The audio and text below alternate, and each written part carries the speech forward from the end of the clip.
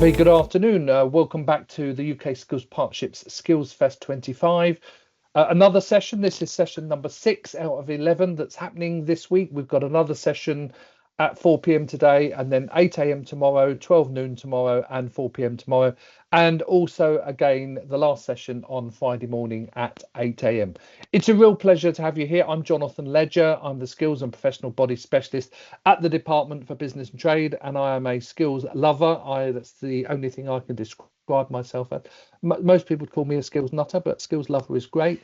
And we are here to celebrate and showcase UK skills and training providers in an international context.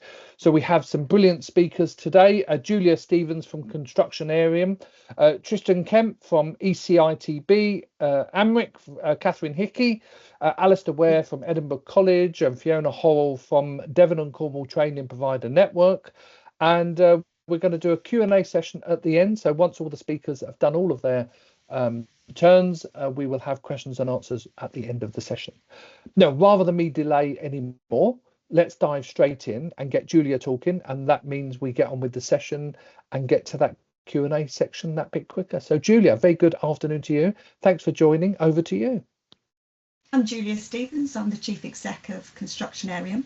We're a not-for-profit and provide experiential learning for students studying built environment courses or employees that are starting new into the organisation, along with perhaps more mature employees who want to develop some personal development, team working type skills. So what do we do? What is Constructionarium? Well, very simply, we enable our students and learners to come to us, and in 5 days they build a scale replica of an iconic structure from around the world. We have 18 projects in our portfolio, and as you can see, they range from structures to bridges to train lines and offshore projects. But they've all come to us from the need for students in particular to have the theory that they get at college or university turned into practical skills. And that's our specialism. We're unique in the world in terms of what we offer, and from our sheer scale and from the type of projects that we offer. And it is a fantastic opportunity to present what we do to you. So as you can see, there are, well, if you've been able to count, there are 16 projects on that particular slide. And what I wanted to do was to talk you through the projects and then how they actually work. The groups that come to us are normally within a group of 16 to 22. They work as a contractor. They're issued a set of documentation that relates to the project, which has been gifted to us by the original architect. So you can see the gherkin there. Well, Norman Foster will have scaled down the real life gherkin that's in London for us to use as a learning tool. And the team work as a contractor using a set of documentation to produce their project plan, their risk assessments, their method statements, their budget, their expected carbon calculations of the project that they're going to be delivering. And so when they arrive with us, they are then good to go in terms of delivering the project to the client. So we have 16 projects there. There are 2 left off, and there's a reason for that. One of the projects that we have was funded by the Nuclear Industry Benevolent Fund just recently, and is our Nuclear Island project. And this project is slightly different to the others in the fact that whilst the students are preparing as a contractor to deliver the experience, to deliver the project to the client, this particular project also attracts additional learning activities. So this is a case of a nuclear quiz, a public consultation, perhaps some protesters that might come up and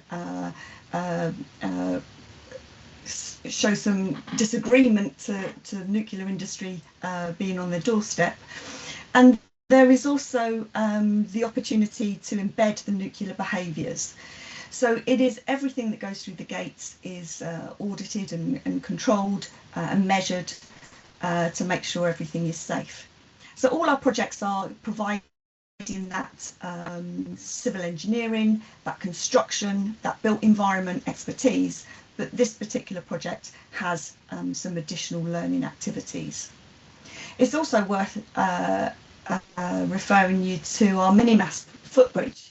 This is the latest project in our portfolio, and the reason this is slightly different and is worthy of a shout out is that this is the first of its kind in terms of a 3D low carbon concrete printed footbridge. This project came to us as a R&D project. So the company Minimass had come up with this innovative way of having a post-tensioned 3D concrete printed structure, and they wanted to test that out.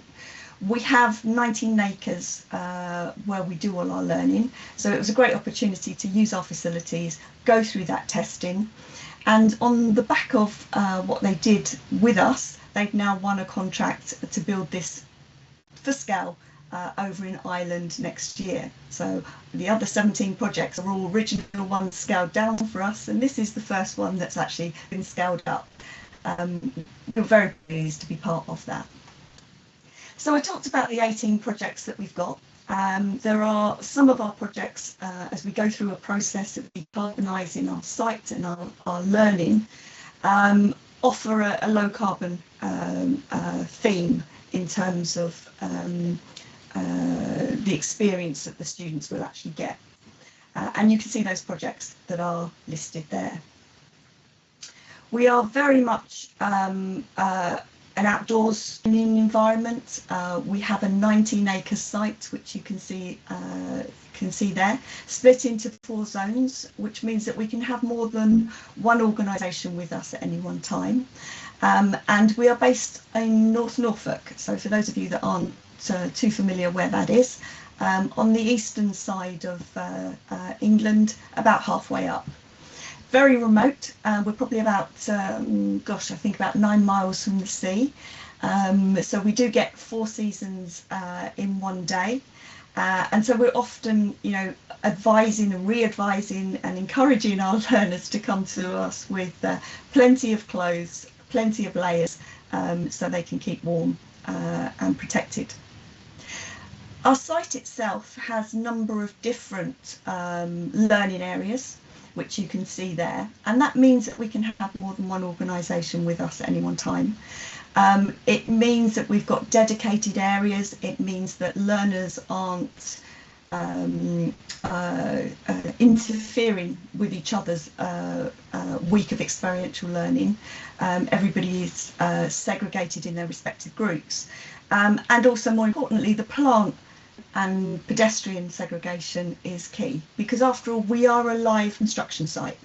For all that I might say that we are a construction playground, and I often do say that because we can basically do any type of experiential learning on our site, we are a live construction site. So safety and health and safety in the environment is key to and underpins all of the learning that we undertake.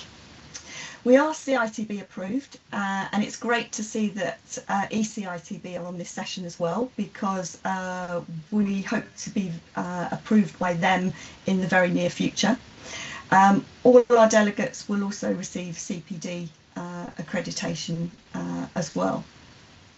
So what makes us different as an experiential learning provider? Well, it is very much, and excuse the pun, where you can see concrete experience there.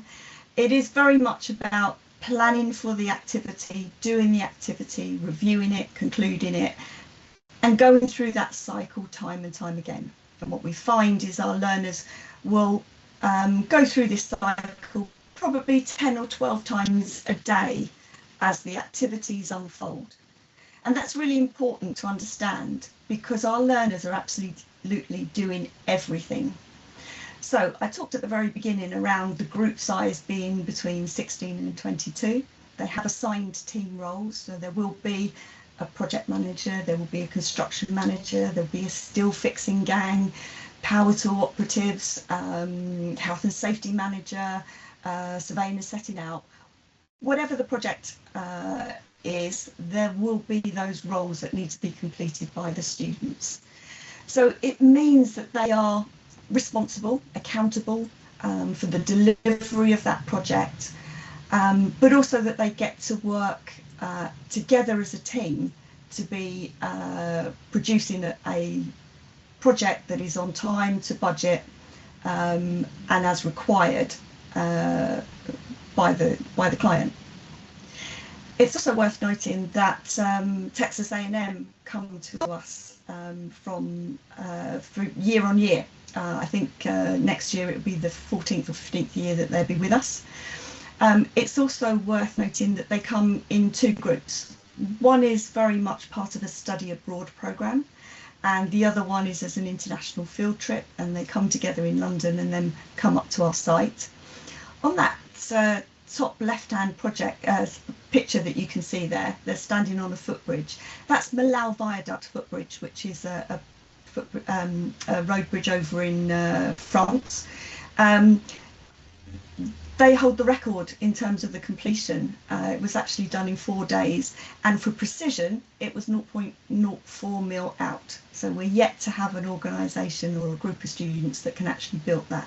You could have taken that group and literally put them to work straight away. They were fantastic.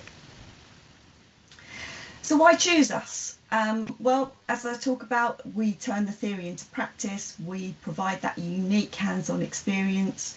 The individuals that are coming through our doors are getting all those employability skills that they need. There isn't one competency question that can't be answered from a week's experience with us. We have a great name, and within the UK construction sector, we are well recognised. And because we've had 14,000 people through our doors since we started all those years ago, many of the people have gone into senior roles around the world, working in the built environment. We're really lucky. We do post-event feedback, and quite astonishingly, 98.52% of our attendees say that we've made a difference. And that's quite an incredible statistic to have.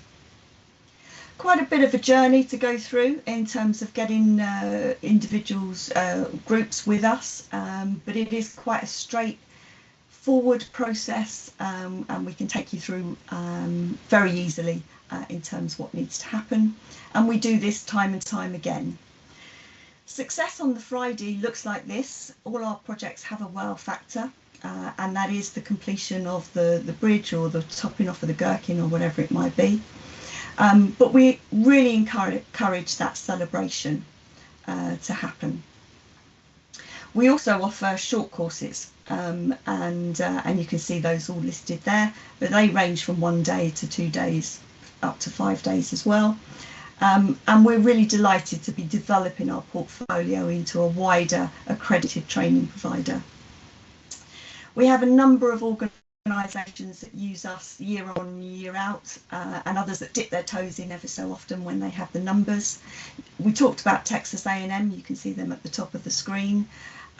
Mid-Tennessee has been to us as well in the past from an international, also universities from Italy, and I can't think now, I think it was Russia actually. And then we have Calgary University, who are coming to us in February next year for the very first time. So we're really pleased about that.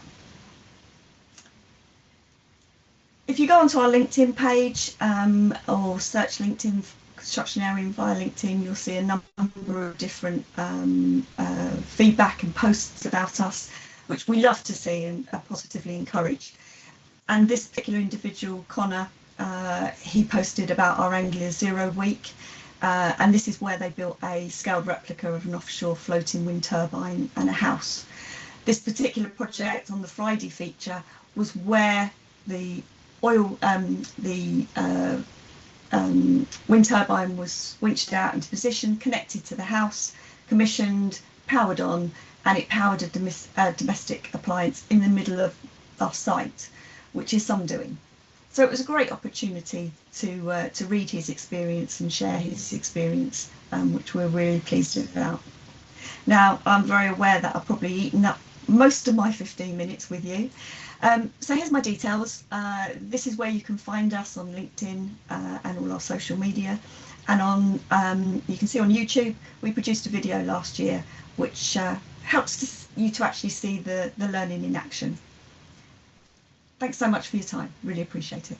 Julia, thank you so much indeed. Really great to hear of the work you're doing in the construction sector. But actually, you're touching on lots of skills, soft skills as well as technical skills, team skills, character building skills and all of that, and giving young people a real chance to understand the full breadth and depth of the sector. So really fantastic for everyone to be able to see that. And I'm sure as well you're looking for partners both in the UK and overseas.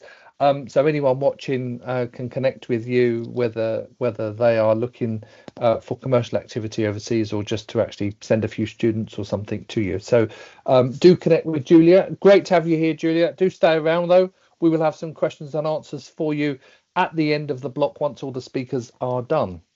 Next up though, we have Tristan Kemp. He is from ECITB. And Tristan, over to you.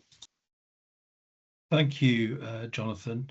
Just trying to find the slide. Hopefully you can see that. All good. All good. Excellent. All right. Well, look, good morning, good afternoon, good evening, wherever you happen to be in the world. And thank you for joining us. And thank you also to the UK Skills Partnership for facilitating this SkillsFest25. So ECITB is delighted to be a part of it.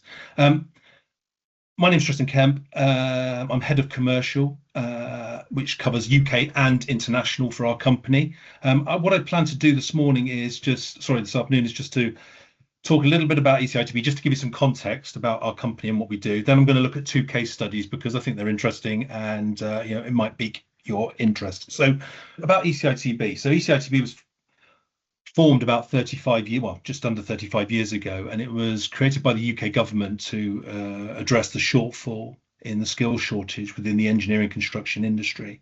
We're an independent organisation, but we are directly answerable to the UK government's Department for Work and Pensions. We exist as an organisation through consensus and a consensus from industry. So every 4 years, any organisation within the engineering construction industry sectors has to essentially vote for us to decide whether we're doing a good job or not. The last time that happened, and we're just about to go out to consensus again, so it's 4 years ago, we got a 96% approval rating. So we must be doing something right. In the UK, we take in levy from those companies each year, and we redistribute that money in the form of training grants. But some of our products aren't grant funded, and that's where I come in on the commercial side. So we might be selling to other sectors outside of the engineering construction, and anything that we sell, anything we do overseas is done on a commercial basis. So these are the traditional engineering construction industry sectors, but we also serve other sectors. So please don't switch off if the sector in which you're from isn't listed here. We overlap in many instances with other sectors, particularly on the international side. And so we have engineering construction industry training board qualifications being delivered into the mining sectors in Tanzania, into civil construction projects in Qatar and various other places. Facilities management and industrial estate management are another 2 areas that are really key for us. Focusing particularly on the international, our international business. We've been at this internationally since 2010. And what we do essentially is sell our training standards and training courses and technical qualifications through a network of training providers who are licensed by us to deliver that training and those qualifications. The training providers are a mix of individual training providers who that is their purpose, that's what they do. But also some companies, some of the large companies we work with have their own training centres, and so they're accredited by us. And then there are some government agencies out there as well who also provide training to their own people or to contractors, and we also license them. And I'll explain a little bit more about that in a moment. I'm now going to put up a load of logos. most of what we actually do is it's evolved to be around the oil and gas industry. So that's the lion's share of what we do internationally, to be honest. But as I say, we've got interest in several other sectors. I put those up because at the as at last week, each of those companies recognise ECITB qualifications and have people working on some of their projects, and in some instances all their projects, who have ECITB training and have our qualifications. It's fairly significant because actually, if you take the top 5 out of that, they have revenues of over $1 trillion a year. So there's some big players in there. So where are we actually doing this? Map of the world. The countries that are coloured in green, 30 of them, are where we have training providers, licensed training providers, delivering our qualifications, our training standards, our qualifications, and course materials. We have 3 main, what I call core areas that we operate in. Our largest sector is actually Middle East and Caspian, which is lumped in as one grouping. Then we have Central Asia and Southeast Asia as the sort of second grouping. And then our third grouping is in East Africa, in which we lump the rest of the world in with that East Africa. It's just sort of convenient for us to do that. But there's 3 core areas, but we're quite prepared to go elsewhere in the world, and that's what we aspire to do. Right, now let's get on to the case studies, because actually that, I think, is what's sort of interesting, is how does ECITB training qualifications actually make an impact. So my first case study, if I can take you over to Indonesia, on the Pacific Rim there, to an area called Papua Barat.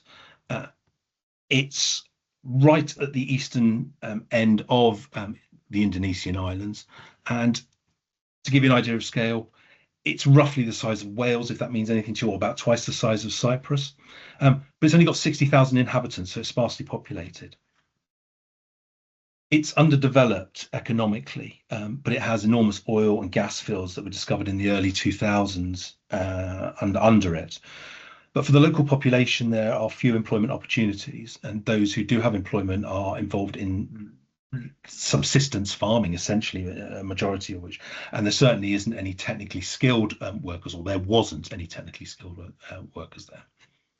So why am I telling you about Papua Barat? Well, a challenge was sort of presented. So when British Petroleum, or BP, obtained the rights to drill and extract oil there, certain requirements were stipulated by the Indonesian government. The challenge, or the caveat that they put on BP working there, was that by 2029, 85% of the workers, and they anticipated around 10,000 workers, it's much more than that in fact now, 10,000 workers needed to come from the local population. That's a challenge when actually the standard of education in that region was fairly low, and where you didn't have a natural sort of hopper, if you like, of skilled workers. So needed to come up with a solution. So in stepped a local training provider, Petra Techno.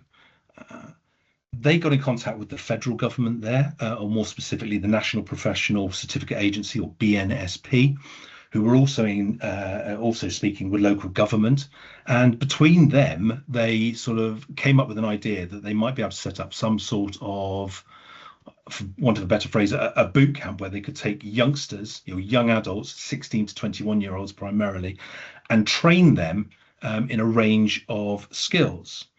Petra Techno at this point approached ECITB and said, look, actually, we'd like international accreditation for these individuals going through, and can you help us to develop a multidiscipline course, including health and safety and rigging and welding and numerous other subject areas. So we did that. The local government provided land so they could build these camps on, which is what they've done. In some instances they gifted the land, and so it was really good actually to work as a close grouping and come up with a solution. So what was the result of that? Well, since 2018, Petra Techno have been running 2 courses a year, typically between 3 and 6 months duration. They put 100 people on each of these courses, give or take a few, and to date they've put more than 30. They put more than 30 courses on. And so more than 3,000 locals have gone through and graduated from these and come out with skills in things that they would never have had skills in before. And most have gone into employment. You'll see on the right-hand side of this slide, actually 99% of the graduates have gone through into employment, and a vast majority of those into the local Tangguh project. Some have gone elsewhere in Indonesia, and one or two have gone overseas. But that's, I think that's pretty much a success story. Now, this is me saying it, of course, so actually don't just take my word for it. So here you've got three individuals. The chap at the top is a chap called Oscar, who was on the first course. And he has been working for BP ever since. I haven't met him. I'm due to meet him in February, but he's now a supervisor on one of the oil platforms in Bintuni Bay and going great guns. Fantastic story. And on the right-hand side, you'll see a QR code. If you want to just take that QR code, and I'll put it into chat afterwards, then that will take you to a 2-minute YouTube video, which is Oscar's story, and it's him talking to the camera and telling you what, how his life has changed as a result of getting qualifications, getting upskilled, and working for BP. It's really it's a bit of a tearjerker, so I warn you of that. Below that, then you've got the local governor who said what he had to say, and then a representative of the president who came to one of the graduation ceremonies. So that's there. If I now just take you to the second case study as another example, I'll just now move you in the same region, but take you over towards Malaysia. And this is an example of how ECITB has worked with a non-ECI sector, in this case, NIOSH, which is the National Institute of Occupational Safety and Health in Malaysia. It's a bit like us, it's an arm's length body of the Malaysian government. It was established in 1992 to promote safe and healthy workplaces and healthiness amongst the workforce. Part of what they do, NIOSH, is that they set training requirements for all government contractors in Malaysia, and they found themselves drawn to the ECITB's long-established international health and safety passport. Now, this site access safety passport scheme, it has been running for a long time in the UK under a different name. It's been running for over 30 years in the UK. And this is the international version of that course. And this course has been running for over a decade. It's delivered in many locations, as you can see on the map there. And there are 3 levels to it at the moment. You've got the foundation course, which is for all site workers and appropriate for everyone. You've got the advanced for those people who might have some sort of responsibilities, specific health and safety responsibilities. And then you've got a supervisor level, which is aimed at managers and above and office workers and the like. So that's the International Health and Safety Passport. So what was the solution then? They came to us and said, look, you've got this health and safety passport. We'd like to integrate it. So this was collaboration with NIOSH. The photograph on the left is Parliament Square a few years ago when we met with delegates from the Malaysian government. But essentially, it's taken a while. It's taken 4 years. COVID got right in the way of it when it was mid-flow. But they have now a safety card, which is dual branded ECITB and NIOSH. And anybody now arriving as a contractor on a Malaysian government site has to go through an induction process. And part of that is to do the International Health and Safety Passport. So there's this dual branded card that's mandatory for all these contractors. We finally got it running after much sort of ducking and weaving in May last year. It's being delivered at 19 different training courses centres throughout Malaysia, and there's more than 30 trainers now who've been approved by us to deliver that training. And in the past year, 1,000 people have gone through that. We're hoping those numbers are going to ramp up further. Why were they drawn to the IHSP? Well, apart from the obvious health and safety benefits, we've got these sort of benefits which we believe are actually worth telling to CEOs and the like. So we've got that, but also we have our technical courses that I mentioned earlier on, of which there's 175 different subject areas. So there's pretty much something for everybody. Anyway, not here to give you a health and safety lecture, and so these will be available on the slides afterwards. And so that pretty much wraps up what I've got to say. So a very quick run through and a couple of examples of where we think the ECITB has added value. Very happy to discuss with anybody if they're interested, discuss this further. And the best way to contact me is actually dropping us a line. I'll put something in the chat, but going to the ecitb.com website, that's our international site. The one below that, the .org.uk, is for the UK specifically. You can jump between the two, there's links anyway, but that'll tell you more about ECITB itself. And so that's me. That's the ECITB. So thank you very much for your time today. And yes, and thank you.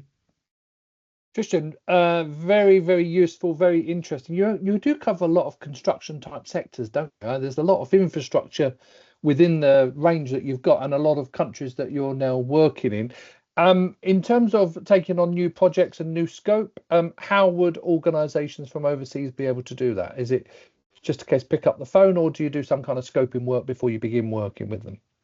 They just need to drop me a line. We'll have a conversation and we will take it from there. I only have a small team. There's only 4 of us, but we will travel and we will go wherever we needed to go. So very happy to have those discussions. That's the easiest way. And as I said, just through the website, there's a contact us. I get to see all those. I get to see all those messages. We will pick it up and I will respond. Brilliant. Thank you so much indeed. Tristan Kemp from ECITB. Again, kick around. We're going to want you at the questions and answers session. Next up is Cathryn Hickey. I've worked with Cathryn Hickey for a number of years. We're both just over 23 years old, you see. Cathryn's from AMRICC, and Cathryn will talk to us about what AMRICC do. So thanks very much. Hello. I'm really pleased that people are able to join us today for the AMRICC Academy presentation. And thank you very much to SkillsFest for giving us the opportunity. My name is Cathryn Hickey. I'm the Chief Executive of the AMRICC Centre, where the AMRICC Academy is based. And we are located in the West Midlands near Stoke-on-Trent within the UK. Just like to talk you through about the centre and how it links then with the AMRICC Academy. So the AMRICC Centre, which houses the state-of-the-art equipment used in the manufacture for the processing of ceramics, together with an extensive range of material and ceramic industry experts.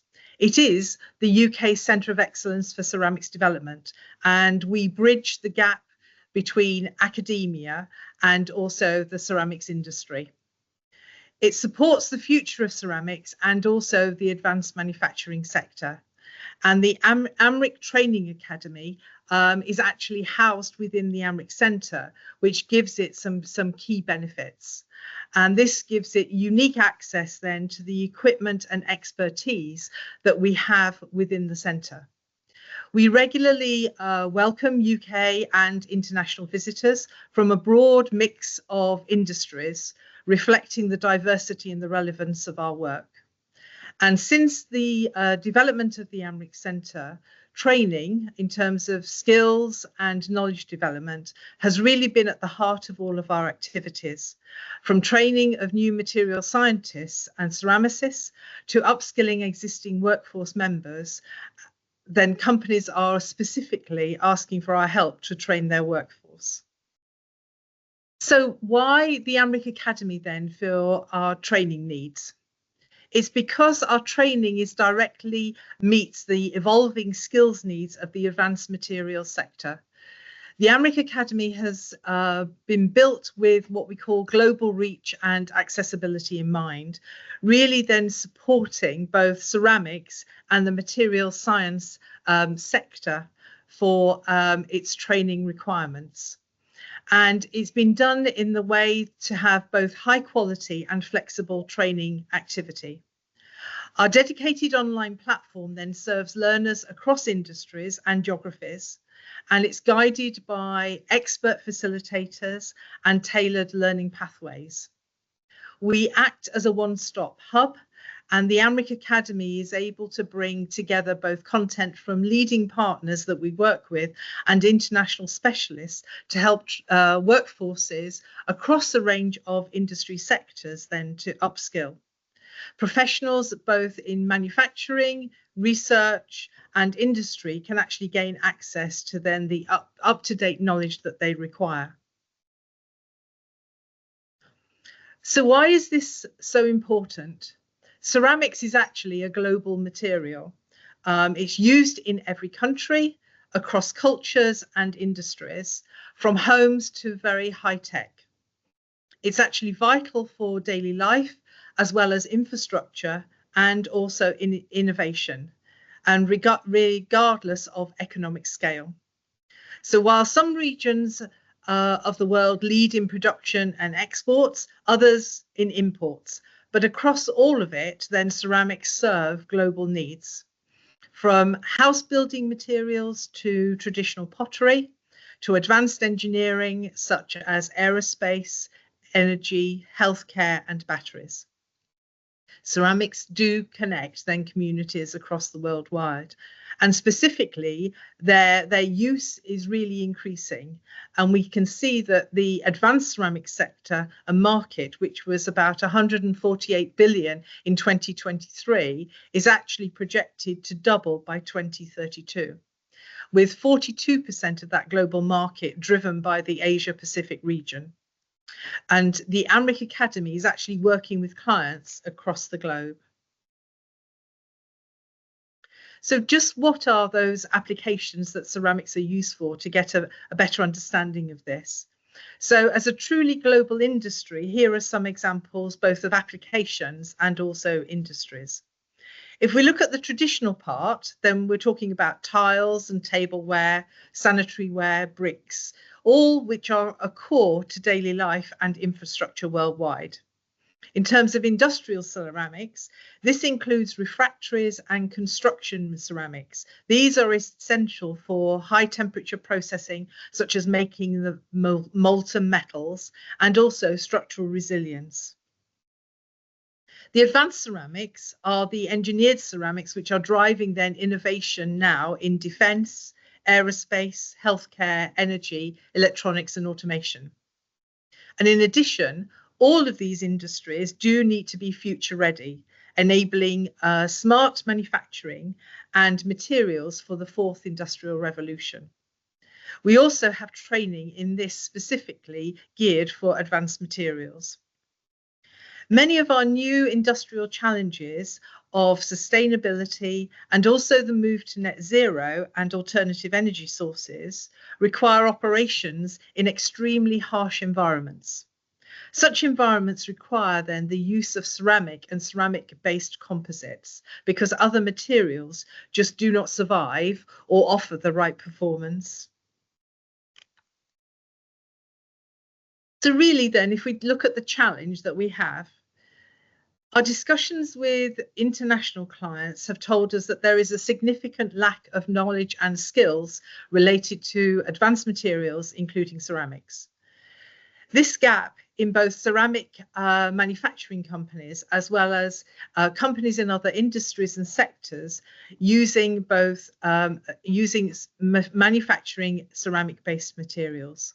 All of these are suffering from a lack of knowledge and expertise. And it's this gap that the AMRICC Academy is here to address. Both European and world skills reports highlight this gap also. We're seeing that many manufacturing businesses are moving to use the use of ceramics in place of metals and alloys, but they actually have no knowledge of the performance benefits of ceramics or even how to manufacture them.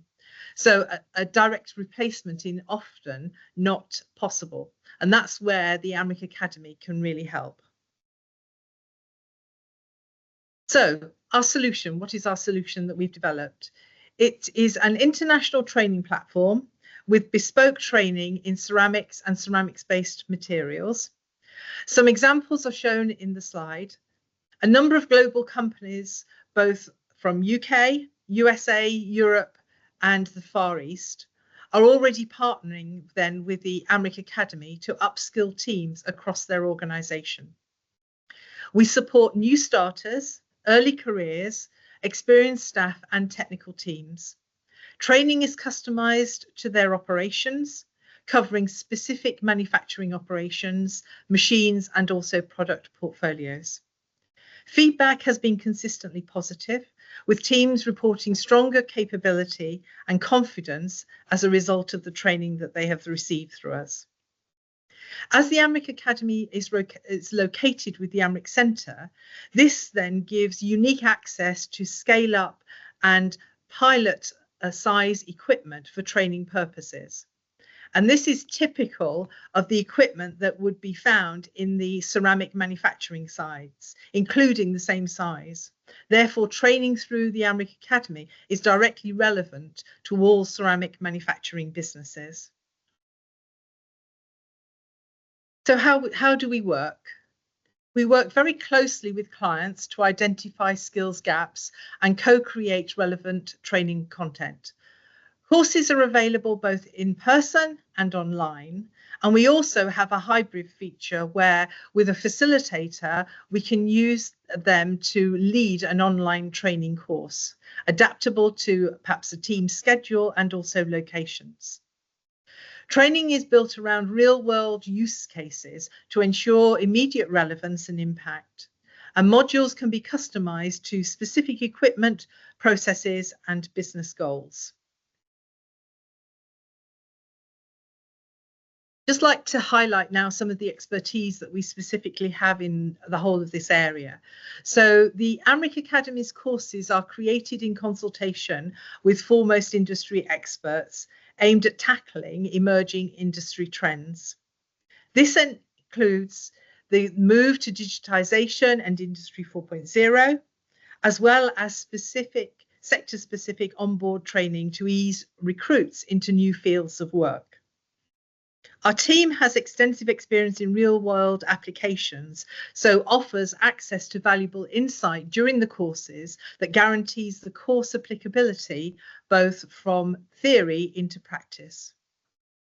A key partner of the AMRICC Centre is Lucidian, which some of you may have heard of, which is a material science consultancy that works in the areas of materials development, process optimization, and characterization.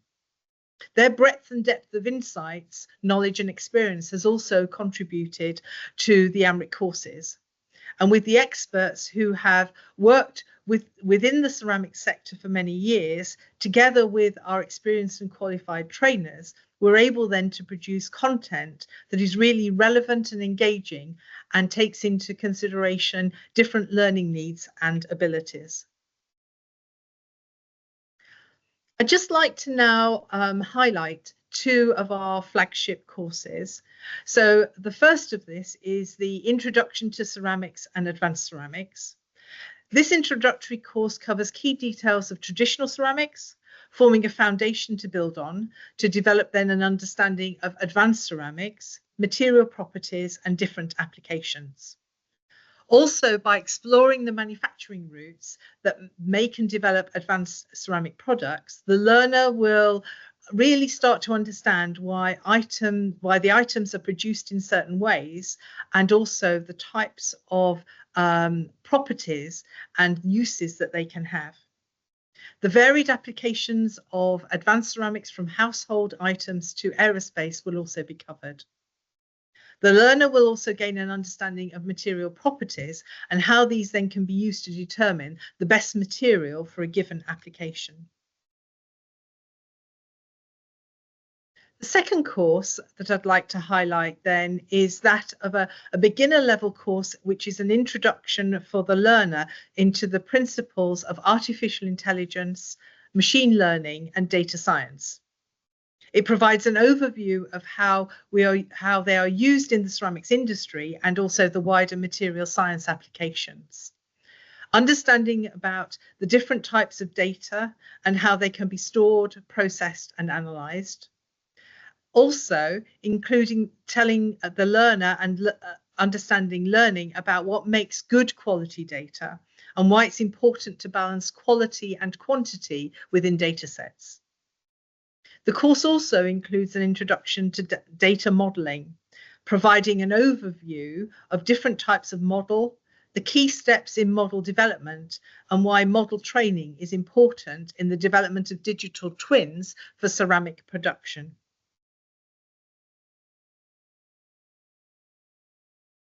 I hope here are some examples of some testimonials, and I hope that I can give you confidence in our courses through the AMRICC Academy, not only from these testimonials, but also from some further insights from the benefits that the learners have gained through their interaction with us. As you can see, the feedback is very positive, but I'd also like to give you some additional insights about where we've been working. So firstly, in a traditional ceramics manufacturing company, we've been working to upskill both staff and managers so that they have the same baseline knowledge following the loss of some staff to retirement. In a second area, which is actually a non-ceramics company, which uses ceramics, succession planning is key. And this is about training design engineers with no ceramic knowledge about ceramic properties, so helping to forward think future ceramic applications within the company. And thirdly, in addition, as new industries are developing to the geopolitical challenges of today, many are having to develop new materials for extremely harsh environments. And so we're working with such companies to develop training for their scientists and innovators to have the right materials knowledge for this new type of innovation.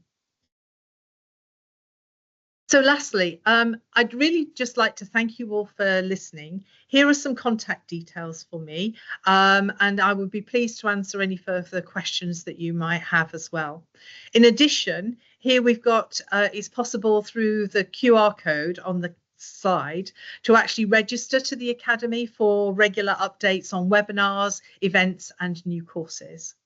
And also, just to say, we'd be very pleased to hear of any further requirements for ceramics training and to share ideas and explore partnerships. So please do contact us either through the email or the contact form on the website. So thank you very much for listening. Cathryn, thank you so much indeed. Actually, I didn't have no idea that you was part of a big organisation there and bigger facility, which obviously offers lots of opportunities within the Academy to do more, be more, and really relevant to those sectors as well. So really fantastic. And years ago, I used to look after part of the ceramic sector. So it's really great to kind of hear that again, still kicking around in that way. So that's fantastic. Okay. Thank you so much indeed. All right, moving you're welcome. Yeah, moving on. Stay around though. We will have some questions. Moving on, we've got Alistair Ware from Edinburgh College, and you're joined, I think, Alistair, by Gary Austin. Is that right? Yeah, right. Yeah. Good. Over to you then. Thanks so much. Hello, everybody. I'm Alistair Ware from Edinburgh College, and this is my colleague Gary Austin from the Construction faculty, Gary's curriculum team manager. And here is our city. And here's just a few facts about Edinburgh College. We're the largest college in Scotland, and we have the largest construction faculty in Scotland as well. We have about 27,000 students a year coming through the college and about 1,200 staff. So it's a very big enterprise. We cover the whole region of Edinburgh. The history is a merger of 3 or 4 colleges together. Internationally, we have undertaken projects in many parts of the world. Obviously, we receive students from many parts of the world, but we do projects overseas, and we're going to talk about that during this call. Today, we've chosen to focus in on just 2 things. Just tell you a little bit about what we do in renewables in construction. Gary's going to talk us through that. And also, we thought we'd bring to your attention the types of projects that we can be involved in, and we're giving the example of something we've been doing in Tanzania for the British Council Going Global TVET partnerships consultancies on renewable energy. So first of all, Gary's just going to take us through some of the things that he gets involved with in our construction faculty here in Edinburgh in relation to the whole climate, green skills kind of agendas. So my background is I've been lecturing within the construction department for the last nearly 16 years, sorry. And through that, I've seen major changes within the delivery of the green skills for apprentices. So the apprentices being predominantly plumbing, heat and ventilation and electrical. Qualifications that we use our Scottish SQA, Scottish Qualifications Authority, and I'm actually on the committee where we write the qualifications. So what we try and do is we try and keep things up to date with what industry is doing at the moment. So by doing that, we're ensuring that the students are leaving the college with the most relevant, up-to-date qualifications that the industry require there and then. Been a bit challenging over the years, but it's certainly come on leaps and bounds from where we were, say, 10, 15 years ago. So within the qualifications shown below, the SVQ level 3 plumbing and heating and the SVQ level 3 heating and ventilation, we're now going to make training for heat pumps mandatory for both qualifications. What that means is every apprentice that comes to a college in Scotland that offers these qualifications, they will leave with a heat pump installer's qualification, which will help to bridge the industry shortage we have in Scotland. It's a very short staff within the industry for heat pump installers. We have a big aging workforce in Scotland where these people don't see the value of being retrained in heat pumps because they've maybe only got 10 plus years maybe left in industry, don't see the point of upskilling. So younger apprentices coming behind them, obviously they'll be upskilled and be able to work with these technologies, and from there hopefully be able to meet some of the Scottish Government's demands of trying to make as many properties in the country net zero as possible. Within the college, we work directly with some leading manufacturers, one of them being Bosch, Worcester Bosch, our well-known boiler manufacturer in the UK, but they're also in Europe very well known for the Bosch Group for heat pumps and things like that. The college, because we've got a working partnership, we gain access to all their equipment prior to hitting market. So, sorry, can you stop back there? Sorry. So before it hits market, we can work on the equipment. We can train Bosch's own engineers on the equipment before that even the public can buy the materials. The good thing for us, because we've got that working partnership with them, we can share that technologies with the apprentices, and also then share it with staff coming in to be retrained for CPD events. So they're working on up-to-date current models rather than kind of historically in some colleges in Scotland working with some very dated pieces of equipment. As I mentioned there, we work very closely with employers locally to help upskill their workforce.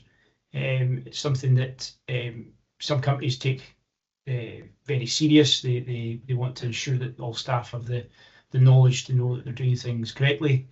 And ultimately for us, it helps us to allow these companies to go MCS accredited, and then obviously for the benefit of the employers, it allows them to gain access to funding for their customers. Okay, so that was just a taster of some of the green skills activity we're involved in on the construction, essentially talking there about the heat pumps. But we have had opportunities to share what we do here with organisations overseas, and this is an example that we will just introduce you to for a few minutes. The British Council has what are called Going Global Partnerships TVET projects, which are ways for institutions overseas to connect with each other and be partners for the period of sometimes 6 months, a year, and to do some things together and learn and share what they're doing at each end. So in this case, we were involved in institutional capacity building, and it was with Tanzania's Vocational Education and Training Authority and Arusha Technical College in the north of Tanzania.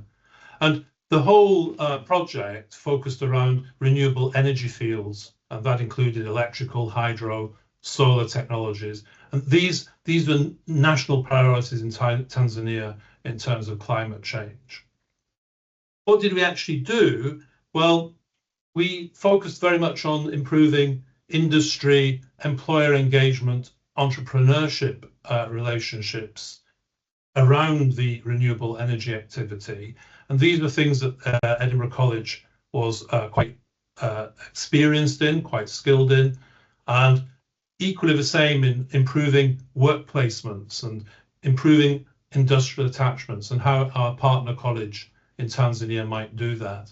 And coupled to that, improving quality assurance, the self-evaluation processes that they undertake, and alongside upskilling of teaching staff and bringing them forwards on technical content, about digital tools, and the whole topic of entrepreneurship and how that relates to the renewable energy market and activities. What did we actually produce? Out of this came employer engagement guidelines, and these were contextualized to the renewables energy sector. We had a toolkit developed regarding entrepreneurialism. There was a mutual review together of industrial practical training, that was the Tanzanian term, IPT, and we produced guidance documents together, monitoring forms, service level agreements. We were able to share those. And then the same thing regarding internal verification, self-evaluation on quality. This was all with the engineering staff at the college in Tanzania who were working in the renewable energy area, going into new areas and looking at what each other was doing. Training was provided remotely online, but that's a challenging part of the project. The connectivity at the Tanzania end sometimes could be problematic. So some of that we undertook when our colleagues came to Edinburgh College in a reciprocal visit. That's the two key elements of the whole exchange project. Is in April 2025, our engineering head, Sandy Bruce, and one of our key engineering lecturers, Audrey Makora, they went out to Tanzania. They held focus groups with the staff and students, visited local renewable energy training centres, local solar energy companies, and helped and worked with the staff there about how we organise student placements and employer collaboration here. And coming back with a lot of interim work in between online, the Tanzanian group from Arusha Technical College came back here. They met staff, viewed facilities, teaching resources, observed classes, and held workshops about how we might all work in the future. But we also did a train the trainer workshop in some of the priority areas, including solar. And that's something that Gary actually led on, and he could just give us maybe a minute or two on that, just to say what he did with the colleagues from Arusha Training College. So the initial request came in to do a train the trainer on solar thermal, but during the first day of the visit, when I took them to the renewable room that we have on campus, there was a lot of interest in other technologies.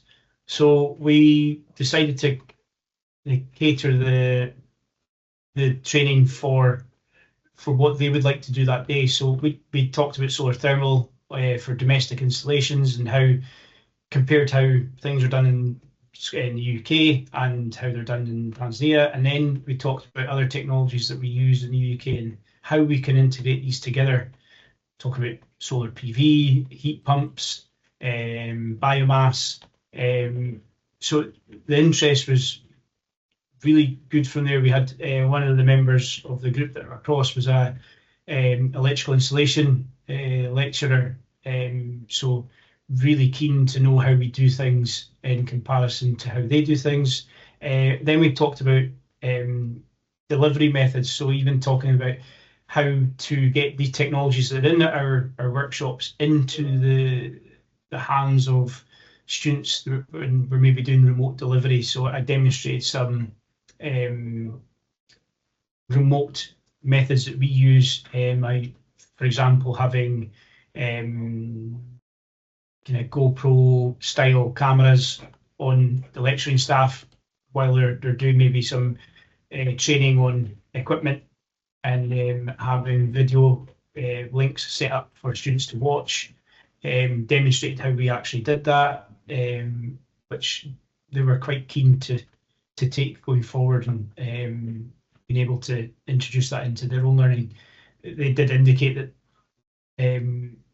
their students are coming from a very wide area to come to the colleges. You sometimes have to travel over 4 hours to get to the college, so being able to offer things remotely would benefit as well. So being able to show them how we would do things face to face, but also potentially do things remotely was a real benefit to them.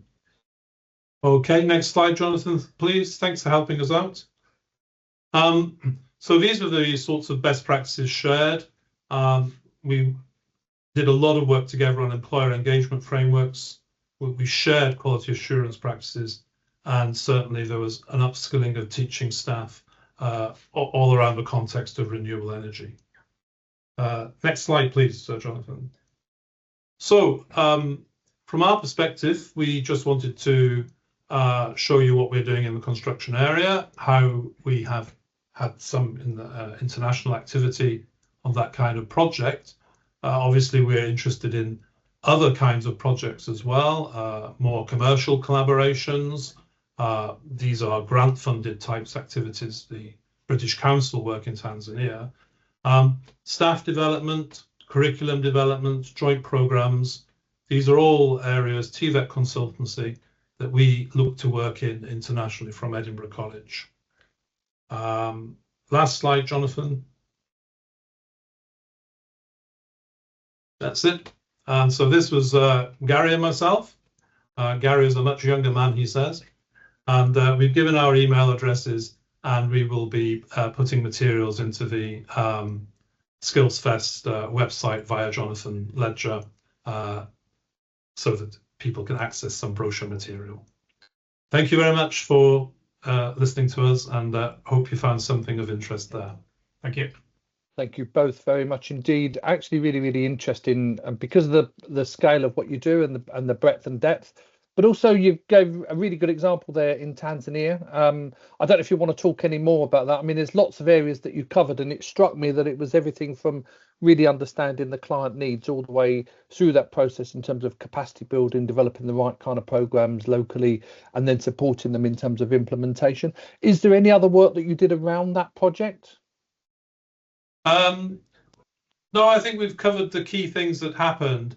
I mean, it'll be ongoing now because of they're not big projects. So because of the scale of them, you need to create something that can be used. That's why there's a lot of talk there about creating toolboxes, things that then can be used forwards. I think it's up to ourselves to maintain the relationship. The other thing I'd say, Jonathan, is that in this kind of exchange partnership that the British Council is running, both sides do learn from each other because, of course, just in construction, we're working in different contexts. So there's different kinds of construction going on, but it's an international labour force. And we need our people to understand international construction contexts and vice versa for labour forces coming out to work in the UK. I'm glad you said that, because one of the things I love about international partnerships is the bilateral relationship that you have in terms of knowledge exchange and skills exchange. And, you know, we don't know everything, and it's good to learn from our friends around the world. So I'm really pleased that you kind of included that as part of the project work. Thank you both very much indeed for setting out Edinburgh College's international offer. We'll come back to you after Fiona's had her pitch, because it's Fiona Horrell now from the Devon and Cornwall Training Provider Network. Fiona, a very good afternoon to you. Thank you for joining us. Thank you, and good afternoon. I should just start the presentation. Could you confirm that you could see that? We can, yeah. Excellent. So I'm Fiona Horrell, and I'm chair of the Devon and Cornwall Training Provider Network International Group, which is a relatively new group that is offering exceptional training and partnership opportunities on a global scale. I just wanted to touch on who and what Devon and Cornwall Training Provider Network is. We're based very much in the southwest of the UK, down on the peninsula.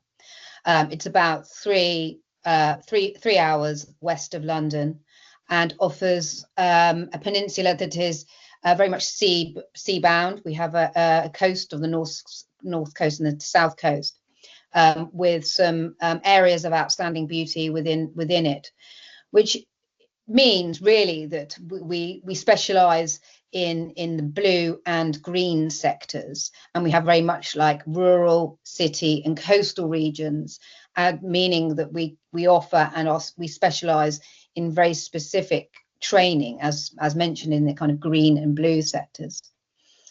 We represent, as in DCTPN, the organisation, we represent over 50 TVET and higher education providers within our region, which pretty much represents all of the training providers within our area.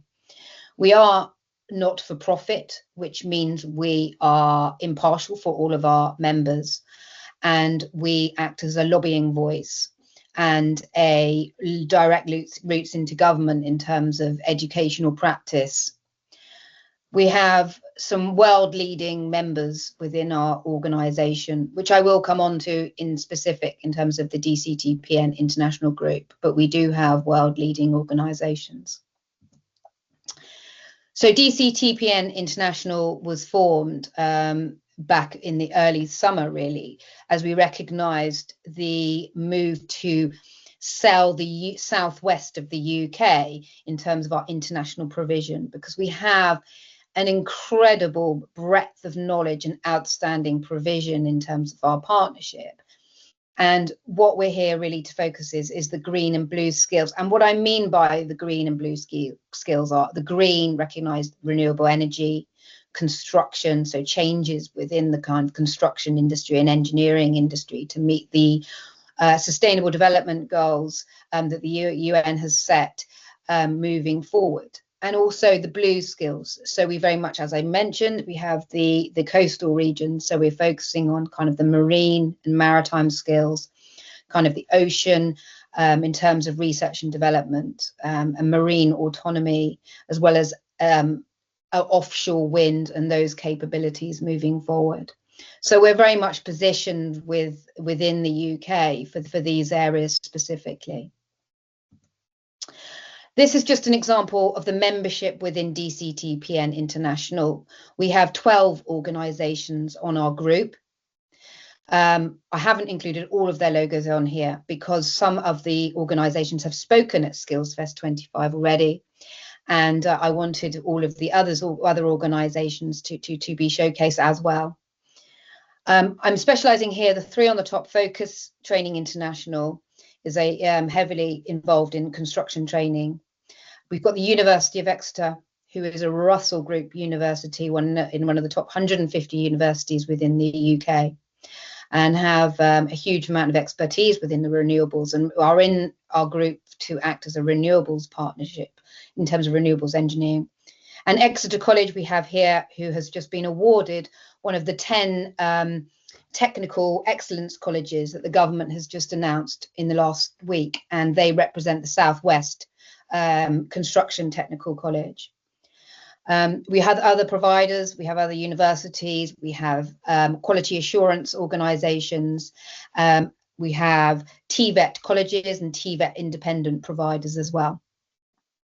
So we really represent a broad breadth of expertise within this partnership, coming together to celebrate what we can offer internationally, working together to be able to offer packages of delivery to international clients in a more kind of in a way that is more meaningful. We can offer capacity building in terms of curriculum development, etc., and we can offer the entire package, such as physical locations for for TVET providers, alongside with awarding bodies who can work with organisations to build curriculum.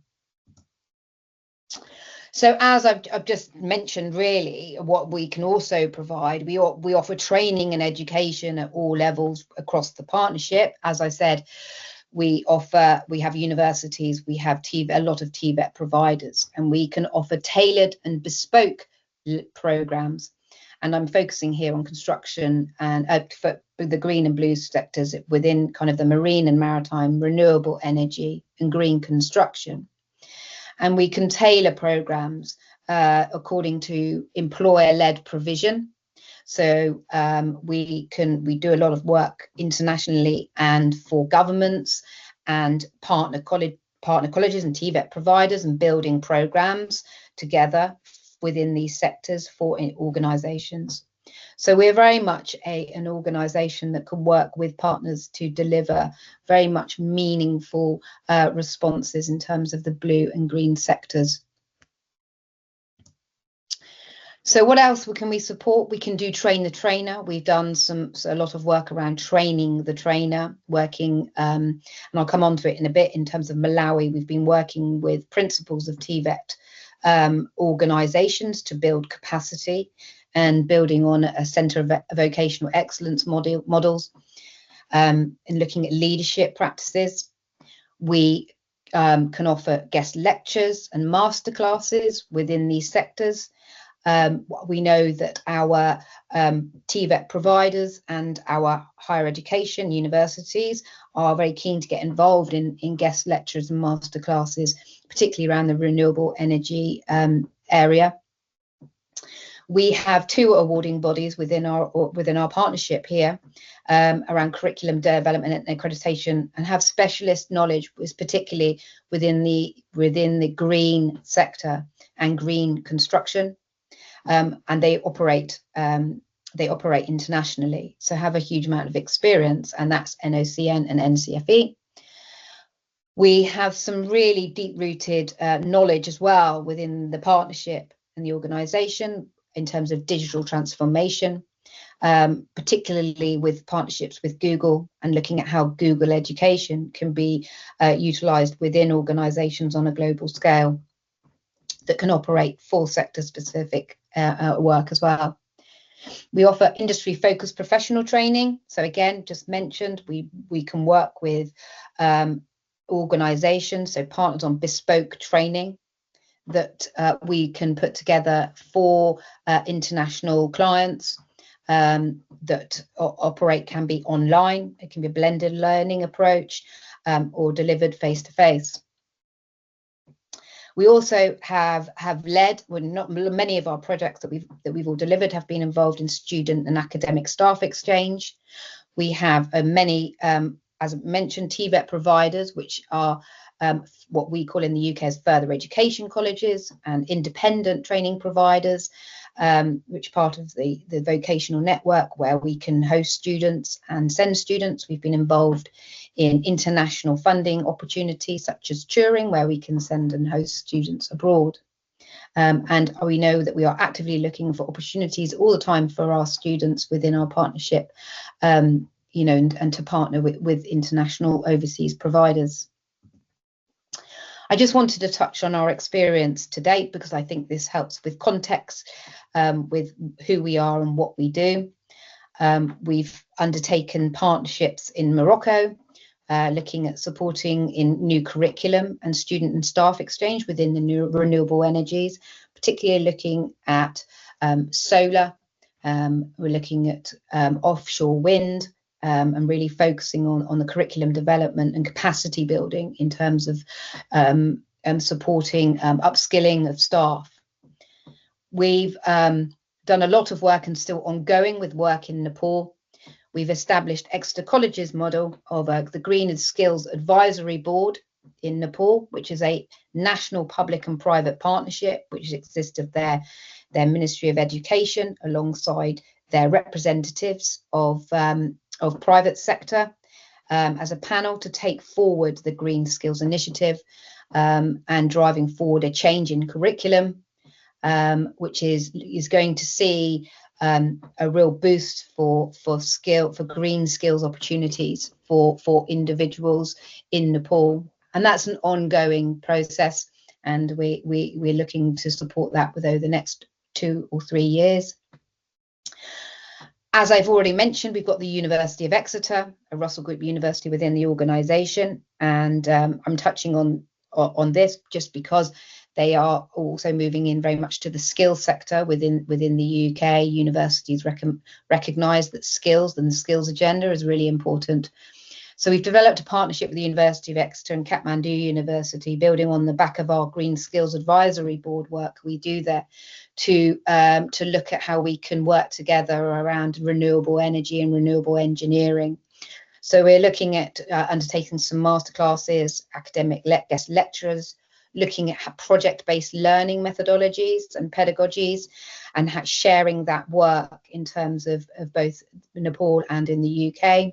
It gives breadth of diversity in terms of delivery for both institutions. So talking of mutual benefit, that Edinburgh were just talking about, this is a mutual benefit. It offers UK students knowledge and experience of international methodologies, and likewise for Nepal, it's building on UK methodologies, particularly for areas they may not necessarily work in terms of kind of sea-based renewable energy, which Nepal wouldn't necessarily cover.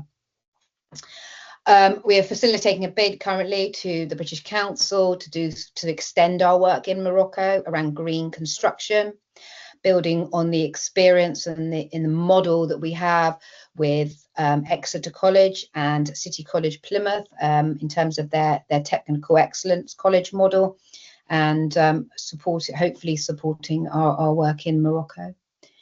We've also done more work in Botswana around agri-tech, and South Africa for renewables, and Malawi. And one thing that I haven't put on there is that we've built bespoke programs, as I said earlier, in Malawi, and we've delivered a program of TVET leadership programs in Malawi that was funding under a European Union program to really capacity build leadership and management training within TVET providers within Malawi. So it was 50 principals and other senior leaders within TVET organisations. A really successful program that has hopefully instilled some really strong future behaviours for TVET leaders in Malawi. So just really as a quick summary, we exist to facilitate partnerships with world-leading organisations. We recognise that the Southwest, perhaps in the UK, has been largely just because of its locality, perhaps, has been largely unrecognised in terms of our international delivery. But we have such an amazing offer to push out to the world. And as I said, together, doing this together under kind of one brand really works. It allows us to support our international market with world-leading organisations, and offers a greater breadth of opportunity. We can broker leading specialist training in the green skills area, and again, it can be employer-led bespoke within the green skills and green construction, looking at kind of all the renewables and retrofit and construction models and curriculum development, all of those areas. We've also worked on a huge amount of international funding and partnership opportunities, maximising being able to work together to bid for programmes. We have expertise within accessing international funding organisations, and we found that having a strength together operates really, really well, and that works on a two-way basis in terms of international partners as well.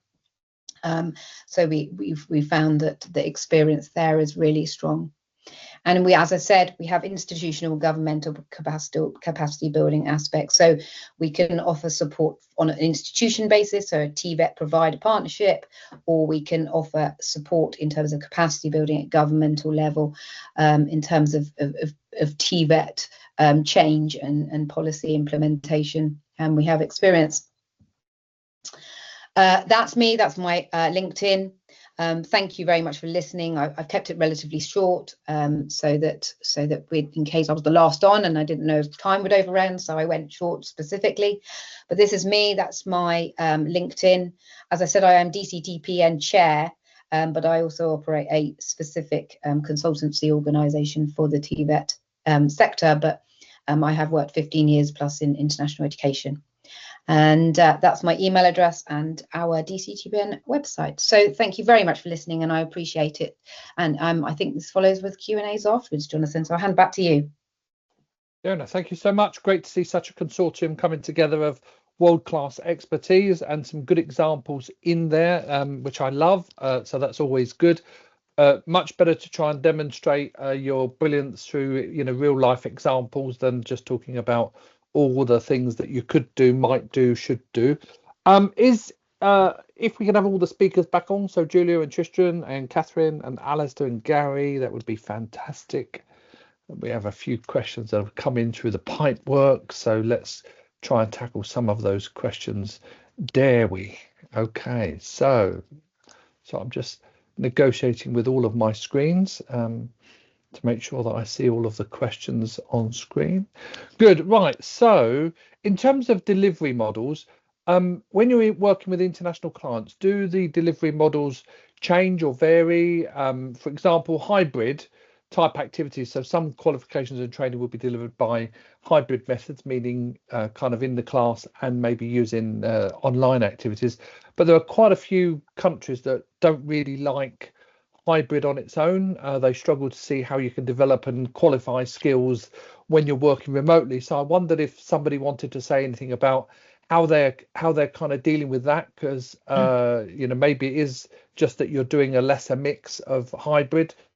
But is anyone delivering stuff overseas using hybrid, and how are you getting on with it? ECTIB is, Jonathan. Some of our qualifications are delivered using a hybrid model. We don't do any of the practical elements online. It's only for the knowledge part. So one of our biggest sellers overseas is what's called mechanical joint integrity. It's basically bolting big oil and gas pipes together. The theory can be done online, but it has to be done the practical has to be done face to face. What our experience is, as you said, actually many countries don't like that at all. They much prefer the face to face, and that's really how we tend to develop any new products, with the face to face in mind, and then only hybrid if it's asked for. Brilliant. Many of you talked about kind of working with partners, and I guess one of the areas that I'm always keen on is what I call co-collaboration, co-development and stuff like that. And Alistair, for example, Fiona, you talked about, working with some of your partners, but, just for our viewers online, what does that process look like in terms of engaging with local partners, institutions and governments, and making all that magic work together? Because many other countries don't necessarily do employer engagement, or they don't engage with institutions because it's a supply-led system. So how do you kind of walk people through that process? Can I interject? I think we've done a couple of models around curriculum development, both at kind of operational level, working with institutions, where we've kind of got in a room with an awarding body and TVET providers, and talked through and used a existing model of curriculum and kind of talked through about where this curriculum model or this curriculum and qualification starts from, and kind of mapping it to the local need. So we've done some work in Malawi around green construction and utilising a template of a qualification that NOCN, for example, has used, and mapping it to a local need, and utilising national priorities or materials used within construction, and bringing those aspects in and working with the providers that could teach that as well. We've also worked at kind of policy level, so getting involved with the organisations that set the curriculum, because sometimes it's set at government level, and trying to encourage active involvement for the private sector. Initially where employer engagement isn't, and having the employer voice, which might seem really new in some countries. And in Nepal, for example, that's where we really encouraged and said the private sector voice is really important. So hence why we set up the Green Skills Advisory Board now in Nepal, which I think is really exciting to see, to get the voices and lobbying at government level continually. Brilliant. Yeah. Thank you. Anybody else? Yeah, just to carry on from that a bit. I mean, I think in the Tanzania project example we gave, employer engagement was a big thing, and it was important to be there seeing how they were doing that already and how they built that in. And then it was really important when they came here and understood our model, saw how we did that. I think in terms of employer engagement, a big game changer that's going on is the spread of apprenticeships models or apprenticeship models overseas as well, because that is in the UK where the employer engagement has perhaps the biggest effect in terms of, say, college delivery, compared to, say, maybe our mainstream programs. And then the apprenticeships are very close to employers, because employers are actually bringing forward these students to be on the courses. And that's a model that's proving popular to talk about overseas, but it may or may not fit the context. That's where you get, as Fiona says, involved at a more macro level as well. Brilliant, thank you. I always, whenever I look at skills programs, I always think about the so what value. It's the question I think we need to keep asking. And one of the things about skills is that, particularly around the globe generally, it's got a bad name. It's always seen as second best, and it's for stupid people or people that are not able to kind of get on in life because they've dropped out of school or whatever. And actually I don't agree with that. I think it's about skills for life, as I started the session by saying. And one of the big things is around impact. So it's all very well saying we've trained 50 people or 1,000 people or whatever, but what diddly squat difference does that actually make to that economy, to those learners, to those businesses in that country? And I guess my question is around how are you measuring that success and celebrating the impact, and how are you converting your successes into impact for those businesses? Because a lot of businesses, I think Tristan, you said about working with SMEs, for example, SME organizations are time poor, money poor, and they want the biggest bang for their buck. So how does that translate into wonderful things for them? Yeah, Julia. I was just going to say, from the learner's perspective, it is very much about getting all those skills that are going to last them in life, not just for their employment. Because literally we do see those individuals that turn up who've got no concept of how to hold a hammer, basic hand tools that they perhaps may need going forward. So we see that transformation happening really quickly for individuals. And then for the employers that they're going into, when they've come out of academia, they are better placed because they're more work ready. They're more productive for their employer and make them a better choice for recruitment. I think I mentioned in terms of where you're working at a distance with overseas, and then mentioned in Africa, we have found internet connectivity has been a difficulty. And in practice, some of the training sessions or events we would have delivered with partners, sometimes we have to deliver them as a one-way recording, and then later come back around and talk about what was in there, or you have to limit the number of people that can be on a distributed call. So you have to get into workarounds in some locations in terms of that. Brilliant. Fiona. Yeah, I mean, we've done a lot of blended learning, and when we did the TVET Leaders program in Malawi, we did some initial consultation and delivery online, and utilising digital tools online, which are really interactive and really support. So we use Mentimeter that allows for interaction, and you can see the results directly on your screen for people at home, which allows for some really kind of innovative digital delivery. And some interesting methodologies around that. So, that has helped alongside the face-to-face, and also supports kind of cultural disparities. Most people have, particularly in Africa, following on that, will just be using a mobile device perhaps, or mobile phone. So, capitalizing on in-country cultural norms really, and understanding those has really helped us engage a lot of blended learning approaches. Brilliant, thank you. I mean, I do think the impact question does need looking at generally, because when you can sit in front of an employer and talk about, actually by having an apprentice, you say, you add £7 per person, per week to a business or something like that. You kind of create an economic argument as to why they should invest in skills. That's the same whether it's at home or overseas, and we need to be much sharper at doing that. Tristan.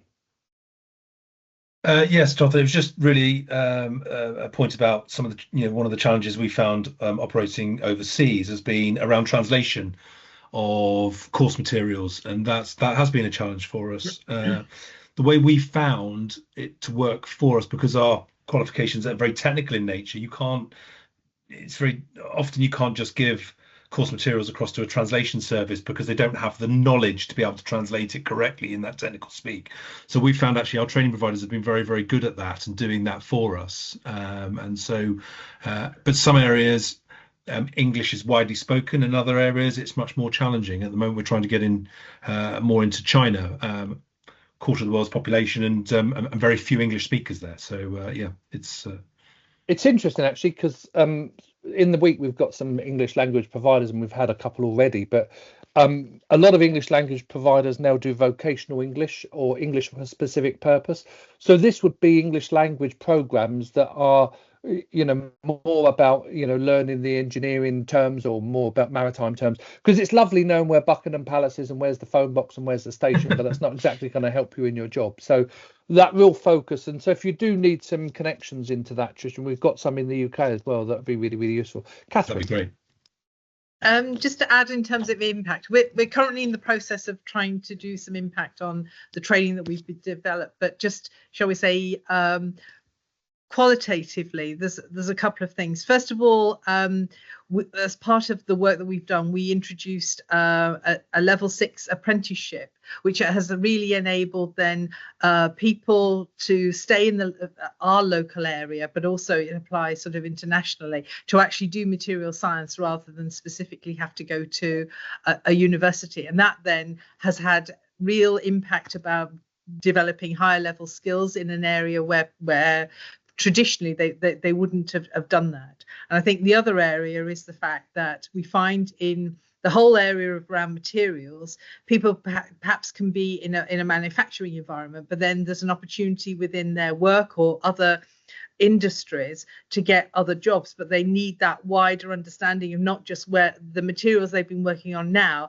but other materials that are coming to the fore because of technology changes. And so by having the training that we're able to provide, it gives that breadth and depth and also scope across different sectors and industries. And so then that gives them more job opportunities in the longer term as well. Brilliant, thank you. Fiona. Yeah, impact I think is an important one, and one we're looking at in our international delivery, particularly for underrepresented groups such as kind of women into construction, women into green skills, when you're really starting at a very low base point necessarily, particularly in countries like in Africa and Nepal, where you have such very few women involved in, particularly in construction and renewables and leadership roles, and really promoting those sectors and promoting the employer engagement techniques and also the delivery of the training. And, even a simple methodology like, well, perhaps if you had some creche facilities or you did this in the evening, then more women would be able to train, and therefore that really increases the opportunities for women to get involved in sectors. So which means you can genuinely measure the impact of the growth of females in those sectors, which I think is really important and will really help with our work in the next couple of years to measure that really important impact. And working also about our parity. So our work in Nepal is really looking at how we can increase the parity of vocational skills, and working alongside our partners with higher education and then identifying progression routes as well. And again, focusing on underrepresented groups. I still can't wait to say that word very well. I always use the phrase hard to reach cohorts because it's a bit easier to get off the tongue. I'll do that. But, I mean, that is exactly the kind of thing that you need to be able to do, in overseas settings, as much as we do it here in the UK, is really if you're going after, women into, or special education needs into, or whatever it is that you're looking for, and it could just be, the outer reaches of the economy, around the outside of the country, in those more rural locations, it takes a special effort to be able to do that, and you've got to understand the impact that that's having, not only for you as a business, but on them locally as well. So really well done.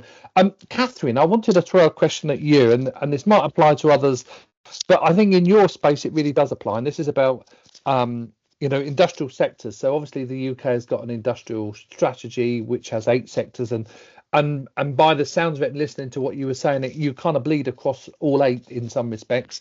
And overseas in different countries they have that, and does what you're doing kind of bleed down into the supply chains as well, or you just stick at the top end with the big manufacturers and the big users?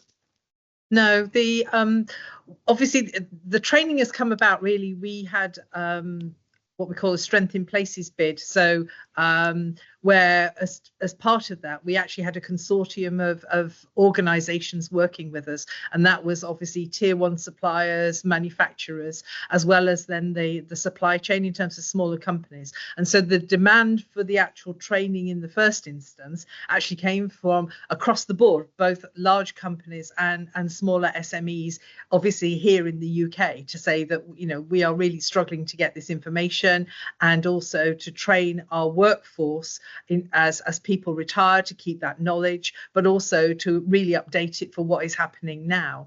And then as we've gone out and talked across countries, then you start to hear some of the same things, because even though they may not necessarily have a strategy or sector activity, they've got some of the same pressures that we've had. So that's where we've been able to adapt it across country boundaries and that type of thing. Yeah. Brilliant. I have a question about technology. The previous session was kind of more technology based, but look, we can't get away from a world where virtual reality and augmented reality and artificial intelligence and all these other things are coming into play. And actually, Cathryn, in your sector, there's lots of robots building robots and robots developing new technologies that you're now using, and so sometimes you can't see what the future looks like. And I just wanted to know how you're coping with that in international settings, because you've got your language barriers, you've got your the translation type activity, you've got the different context, and then you've got this emerging technology space which is changing all of our lives. How are you all coping with that, and what have you seen in say the last 12 months that's changed in your world in an international setting? Big question. Okay.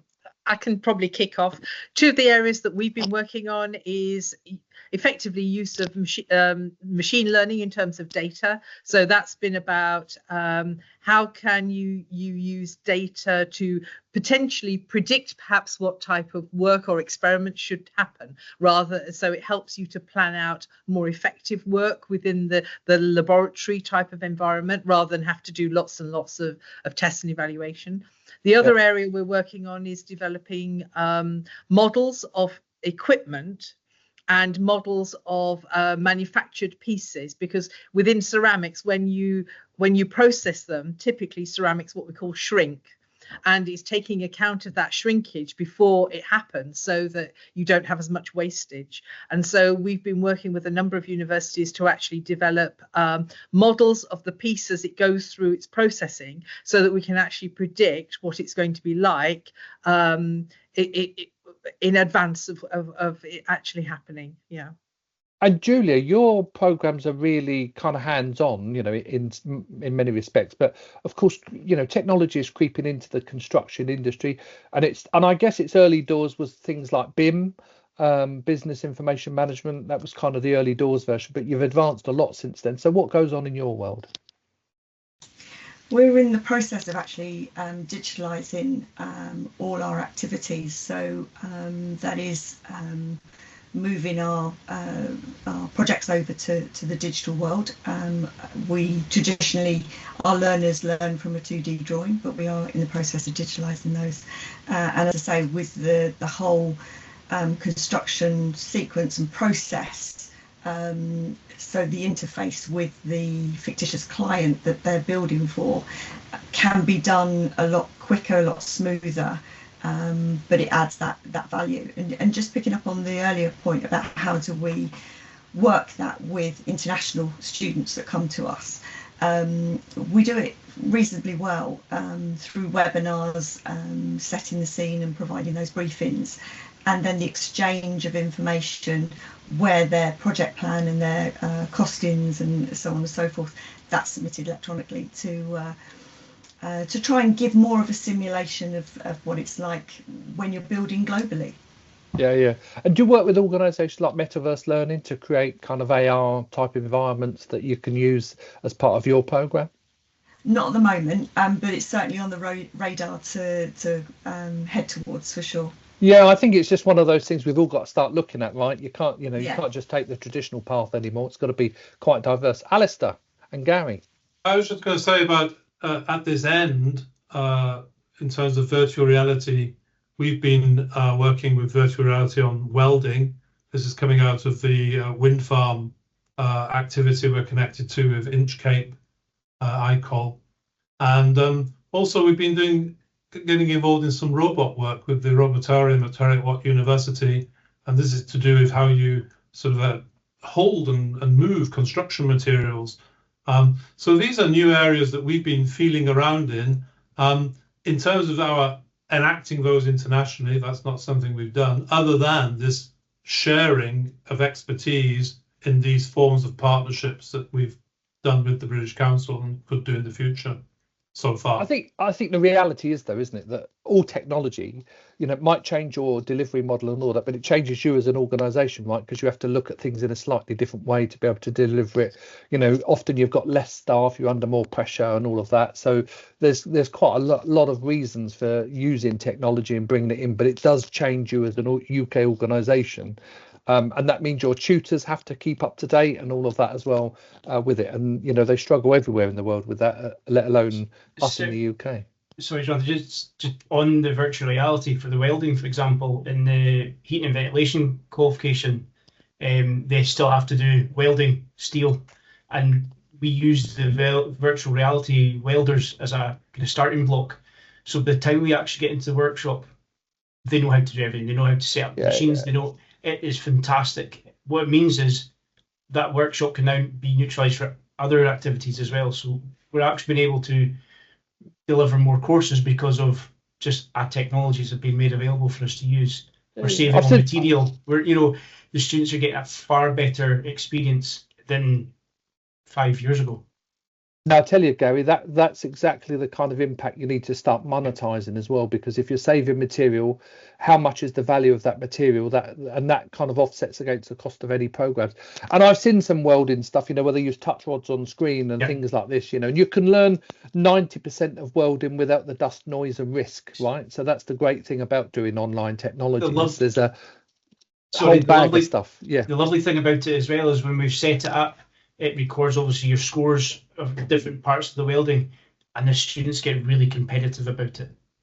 Then it adds that level of, I need to be better than I was before, or I need to be better than this person, and it gets that kind of the enthusiasm up in the group as well.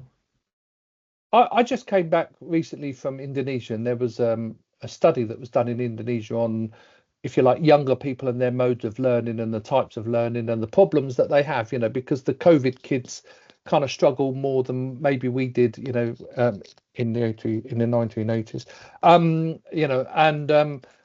I guess the point that was really raised, though, was when you think about the way that young people learn, they don't want to do big, fat, heavy degrees necessarily anymore. They're really after kind of, learn as you go, almost like the JIT principle in car manufacturing, just in time. So a bit of YouTubing, a bit of social media, maybe some kind of, half hour, 1 hour, 15 minutes, doesn't matter, online. I mean, is that a mode of learning that you've all had to kind of adapt to as well? Are you seeing that more and more in what you do? And if so, can anyone just tell me a little bit about what they're doing? Because that brings into play, I guess, micro-credentialing and badging and all these kind of stackable points. Certainly from the apprentice's point of view, what we've done is even assessments that we do, we've introduced technology there. So where before they would have to do written reports on how they maybe kind of carried out a task or, method statements. What we can do now is we're using video evidence photographic evidence, allowing the student to kind of decide which way they want to submit the work. And we're getting far better engagement that way as well, because they're used to having their technology in their hand. They're used to being able to do things like that, rather than go and write something by hand. They struggle with it. A lot of students struggle with that now. Anyone else doing bite size? Yes, we're doing bite size, where it's the bigger course, but it's split up, and also then we've got key, I suppose, assessments in terms of key questions, so that you can see your journey along that pathway. And also as part of that, then we can help them in terms of what would then be the appropriate steps perhaps for their learning goals, amongst other materials, not only ours but some of our other partners as well, that type of thing. And I suppose, Cathryn, that kind of if you like, a basket of modules allows you to do a bit of pick and mix, so some customers might do 1, 7 and 8 and other people do 1, 2, 3, right? Yeah. And just picking up on another point, we've actually developed effectively a picture of the centre and the equipment in the centre in terms of like 3D models. So it means that people don't necessarily have to, for that practical side of it, come to the centre, but they could actually do that online with obviously a trainer who you're looking at the model, you can turn the model round, and it's exactly of the piece of equipment. So you get the training on the equipment, but not necessarily exactly there where you're face to face with it, but it's online. So that gives that flexibility about location. Brilliant. Thank you very much. No, look, I'm not going to keep questioning you just for the sheer hell of it. What I'm going to do, though, is I'm going to go around the clock, a bit like creeping death on screen, and ask you all to spend just 15 seconds, 30 seconds tops to just, tell the world why they should connect with you and how you can be brilliant for their partnerships, and how you can help them. So this is your chance to pitch. And Cathryn, just so happens you're first on my clock. Okay. Well, the AMRICC Academy obviously is based on UK training for ceramics and advanced materials. We've really tried to make our training flexible and adaptable to the changing needs of the marketplace. So we'd be very welcoming to hear about your requirements and to meet your needs. Fantastic. Fiona. DCTPN International represents the southwest of the UK with some outstanding providers and organisations that represent some fantastic sectors. And we are not for profit, so we exist to kind of broker and support international delivery for the benefit of the southwest and internationally. Right, always love that phrase, charity and not for profit. Frightens the living daylights out of me in an international setting. So just to clarify, charity and not for profit. Did I say you that? Said not for profit. No, but it just is this thing about, not for profit doesn't mean free for our international guests. It means that we don't share money with shareholders. It stays in the business and gets recirculated to regenerate more training programs and more brilliance within UK organisations. But, the programs that are sold overseas at least have to wash their face or are for profit, right? So that's the reality of how that works. But just so that people don't think it's free giveaway time. No. And Julia, over to you. So Constructionarium is also a not-for-profit, and we definitely plough all our money back into creating more innovative projects and training courses for our learners that come to us that predominantly study built environment courses. We provide that unique hands-on experience that you can't really get anywhere else in terms of the scale, which enables them to turn the theory into practice. Brilliant, thank you. Alistair and Gary. Yeah, I think Edinburgh College here, we're a great centre of expertise. I mean, right across the faculties, so much expertise. I think a speciality of further education colleges, and one that chimes well overseas when people ask you to do programmes with them or establish centres, is how familiar we are with supporting students beyond the actual course, around the course, that whole surround of students who, you mentioned it, Jonathan, may not be necessarily the most academic, but they're very skilled and they need support to get on through the programme. We're good at that. And I think that makes us good friends overseas too. I think that's where the UK skills system actually applies its best. It's usable in any country, in any circumstance, in any context. It's adaptable, flexible. And, this pick and mix approach really does work well. And talking of pick and mix, we're going to Tristan now at ECTIB. Yeah, hi, thanks, Jonathan. I mean, the truth is that ECITB has been at this for 35 years. So in engineering, construction industry sectors, there's no one else with the same sort of knowledge as us. We have over 175 different trades that we supply courses to. We're voted for by industry every 4 years with a 96% approval rating at the last time out. And we have in 35 years delivered over 1 million qualifications in the UK and around the world. So, and we know that upskilling changes lives. You've slightly beat me on my number of qualifications. Well done. Julia, Tristan, Cathryn and Gary and Alistair, Fiona, thank you very much indeed for giving up your time.